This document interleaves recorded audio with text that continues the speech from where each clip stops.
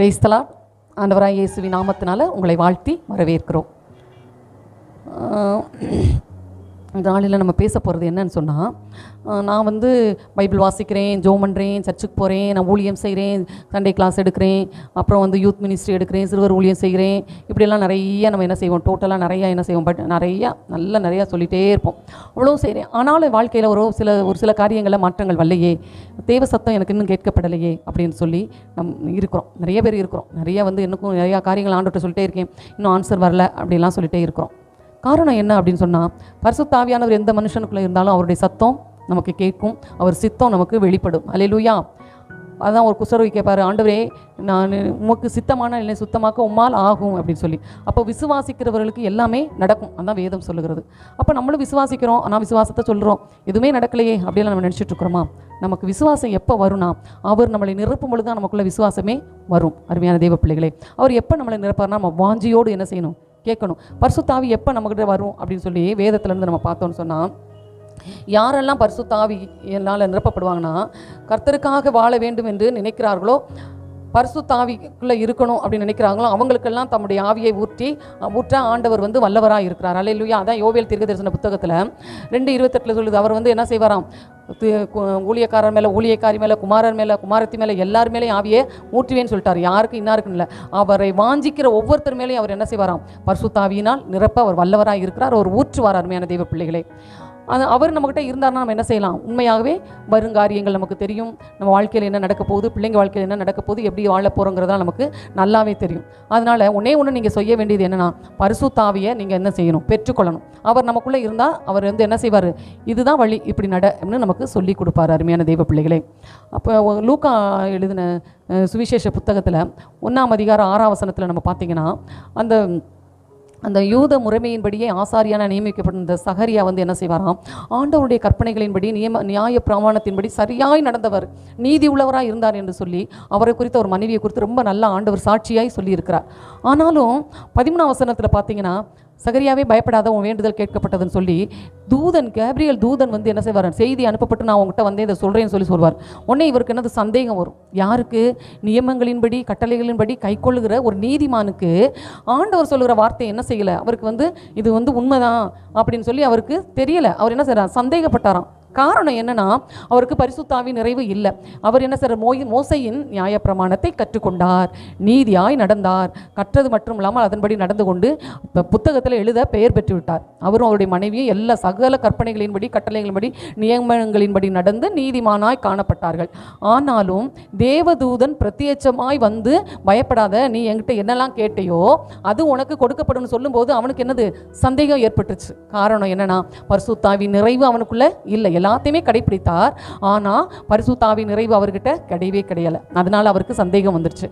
அதனால இவர் என்ன செஞ்சிட்டாரு, ஆண்டவர் இந்த நிகழ்ச்சி உனக்கு ஒரு குமாரன் இந்த உலகத்துக்கு பிறக்கிற வரைக்கும் நீ ஊமையனாக இருப்பேன்னு சொல்லிட்டு அவருக்கு கட்டளை கொடுத்துட்டாங்க. எதுக்கு தெரியுமா ஊமையானாரு, வெளியில் மற்றவங்கள்ட்ட தேவையில்லாத அன்னோன் டாக் இருக்கக்கூடாதுங்கிறதுக்காக ஆண்டவர் அவனை ஊமையனாக்கிட்டார். வெளியே என்ன நடந்துச்சு, ஏன் லேட் ஆச்சுன்னு ஏதாவது கேட்பாங்க, அவங்கள்ட்ட ஏதாவது நெகட்டிவாக ஏதாவது அவர் வாயை திறந்து சொல்லிடக்கூடாதுங்கிறதுக்காகவே ஆண்டவர் அவர் வாயை அடைத்துட்டார். எதையாவது நடக்கிற, எப்போவுமே நமக்கு ஆண்டவர் வாக்கு பண்ணுகிற தேவன், வாக்கு மாறாதவர். அவர் வாக்கு பண்ணுனா அதை அப்படியே செய்து முடிக்கிறவர். அதை நம்ம விசுவாசிக்கணும். சகரியா ஃபஸ்ட்டே சந்தேகப்பட்டதுனால இவன் வாய் அடைச்சிடணும்ட்டு ஆண்டவரே அடைச்சி விட்டுருவார். வெளியில் போய் நெகட்டிவாக நான் போனேன், இப்படியெல்லாம் என் வயசுக்கு மனைவி வயசுக்கு இதெல்லாம் நடக்குமா, பார்த்தீங்களா இப்படி ஒரு சத்தத்தை கேட்டேன், அப்படி இப்படின்னு இவர் நெகட்டிவாக உளறி தள்ளிடக்கூடாதுன்னு ஆண்டவர் உள்ளேயே வாய் அடைச்சு நீ வெளியே போன்னு அனுப்பிச்சி விட்டார். ஆமாம், இப்படி கூட நம்ம வாழ்க்கையில் நல்லது நிறைய நடக்கும். அவர் சித்தம் நடைபெற முடியாத அளவுக்கு நம்மளே சில காரியங்களை நெகட்டிவாக அறிக்கையிட்டு அந்த ஆசீர்வாதத்தை பெற்றுக்கொள்ளாமல் இருப்போம். நீங்கள் அப்படி யாராவது இருக்கீங்களா?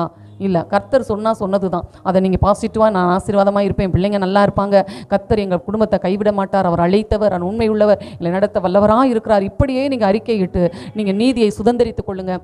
ஆவியான உங்கள் வாழ்க்கையில், குடும்பத்தில், பிள்ளைங்க வாழ்க்கையில் செய்கிறது மிக பயங்கரமாக இருக்கும், அதிகமாக இருக்கும். ஆண்டவர் ஆசீர்வதிப்பார். ஹல்லேலூயா. அடுத்து இவர் அதுக்கப்புறம் பார்த்தீங்கன்னா, எப்போ இவருக்கு வாய் திறக்கப்படுது அப்படின்னு சொன்னால், லூக்கா அந்த அதே புத்தகத்தில் 67, 69 வரைக்கும் வாசித்தீங்கன்னு சொன்னால் அவர் என்னது பரிசுத்தாவின் நிறைவை பெற்றுக்கொள்கிறார். அவை நிறைவை பெற்றுக்கொள்ளும் பொழுது அவருடைய வாய் வந்து திறக்கப்பட்டு, அருமையான தெய்வ பிள்ளைகளை பார்த்தீங்களா, பரிசுத்தாவின் நிறைவு எப்பொழுது ஒருத்தருக்குள்ள வருதோ அப்பொழுதே நம்முடைய கண் திறக்கப்படுகிறது. பரிசுத்தாவினால் நிறைந்தாதான் என்ன செய்ய முடியும், நமக்கு எதிரே இருக்கிற பிசாசின் திட்டங்களையும் மனுஷர்களுடைய எல்லாவித திட்டங்களையும் கங்கணங்களையும் நம்மளால் கண்டுகொள்ள முடியும். அருமையான தெய்வ பிள்ளைகளே, நீங்கள் அதனால் நீங்கள் என்ன செய்யுங்க, ஜெபம் பண்ணுங்க, கர்த்தருக்குள் நிலைத்திருங்க, கர்த்தரையே சொந்தமாய் ஆக்கிக் கொள்ளுங்க, அவரை அண்டிக் கொள்ளுங்க, எதையுமே நெகட்டிவாக யோசிக்காதீங்க, சந்தேகப்படாதீங்க. கர்த்தர் சொல்லுகும் பொழுது அது நிச்சயமாய் நடக்கும், அது நிறைவேறும், பொய் சொல்லாது, குறித்த காலத்துக்கு அது வந்து என்ன வைக்கப்பட்டிருக்கிறது. இப்போ வேதங்களை நீங்கள் சொல்லி அறிக்கை இடும் பொழுது நிச்சயமாய் நீங்கள் என்ன செய்வீங்க, ஊழியத்தில் வெற்றி, குடும்பத்தில் வெற்றி, வேலையில் வெற்றி, பிஸ்னஸில் வெற்றி, பிள்ளைங்க வாழ்க்கையில் வெற்றி, எல்லா விதத்திலையும் நம்ம என்ன செய்யலாம், நீதியை சுதந்திரித்துக் கொள்ளலாம். அதுக்கு ஒன்றே என்னென்னா பரிசுத்தாவின் நிறைவினால் நம்ம வாய் பேசப்பட வேண்டும். அவர் நம்மளை நிரப்பும் பொழுது சகல சத்தியத்துக்கு நம்மளை நடத்துவார். பரிசுத்தாவியை பெற்றுக்கொள்ளுங்க, வாஞ்சையோடு இருங்க, அவர் நிரப்புவார். சரியானவை நம்ம குடும்பத்தில் அவர் தலைவராக இருந்து நம்மை நடத்துவார், நம்ம பிள்ளைகளை நடத்துவார், ஊழியத்தை நடத்துவார், குடும்பத்தை நடத்துவார், தொழிலை நடத்துவார், எல்லாவற்றையும் அவரே நடத்து பார்த்துக் கொள்வார். நமக்கு சந்தேகங்கள் வரக்கூடாது. ஹல்லேலூயா.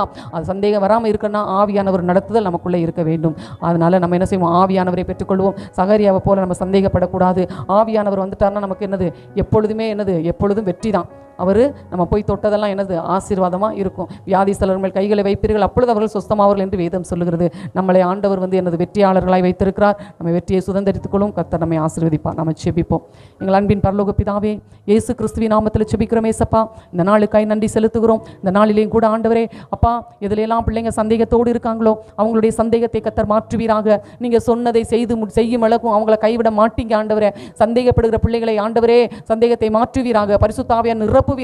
எல்லாரையும் பரிசுத்த ஆவியினால் ஆண்டவரை நிரப்பி அவங்களையும் அவங்க பிள்ளைகளையும் குடும்பங்களையும் ஆசீர்வதிங்க. அவங்க நினைக்கிற எல்லாவற்றிலும் இரட்டிப்பான வரங்களை, வல்லமைகளை, கிருபைகளை, ஆசீர்வாதங்களை பெற்றுக்கொள்ள ஒவ்வொருவருக்கு கிருபை தருவீராக. அல்லேலூயா. ஆசீர்வதித்து உயர்த்தும் நன்மை கிருபை தொடரட்டும். இயேசுவின் நாமத்தில் பிதாவே. ஆண்டவராகிய இயேசு கிறிஸ்துவின் நாமம் மகிமைப்படுவதாக. CDM AG சபையின் சார்பாக உங்களை வாழ்த்தி ஆசீர்வதிக்கின்றோம். எங்களோடு இணைந்து தேவாதி தேவனை ஆராதிக்க வாருங்கள். அபிஷேகம் நிறைந்த ஆராதனையும் ஜீவனுள்ள தேவனுடைய வார்த்தைகளும் எங்கள் திருச்சபையின் வாயிலாக நடைபெறுகிறது. ஆராதனை நேரங்கள்: பரிசுத்த ஆராதனை ஞாயிற்றுக்கிழமை தோறும் காலை 9 மணி முதல் 11 மணி வரை நடைபெறும். உபவாச ஜெபம் வெள்ளிக்கிழமை தோறும் நடைபெறுகிறது. பெண்கள் கூடுகை மாதத்தில் கடைசி வியாழக்கிழமை நடைபெறும். போதகர் ஐக்கியம் மாதத்தில் கடைசி திங்கட்கிழமை தோறும் நடைபெறும். எங்களுடைய முகவரி 18 கொன்னவாயின் சாலை, SNR பெட்ரோல் பேங்க் எதிரில், மதுரை. தங்களை அன்புடன் வரவேற்பது பாஸ்டர் ஜெப செல்வம். தொடர்புக்கு 8608529228 9789215567. கர்த்தர் தாமே உங்களை ஆசீர்வதிப்பாராக. ஆமேன்.